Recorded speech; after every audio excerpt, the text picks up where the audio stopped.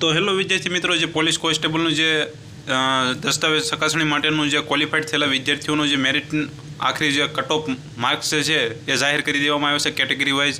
તો મિત્રો, જે જનરલના 120.50 જે પુરુષો માટે છે અને મહિલાઓ માટે 98.25, અને જ્યારે EWS 94.50 પુરુષો માટે 80.50, મહિલાઓ માટે SEBC 109.75 પુરુષો માટે 80.25, મહિલાઓ માટે SC 94.75 પુરુષો માટે 80.50 માર્ક્સ જે છે એ મહિલાઓ માટે, ST 80.50 માર્ક્સ પુરુષો માટે અને 80 એ મહિલાઓ માટે.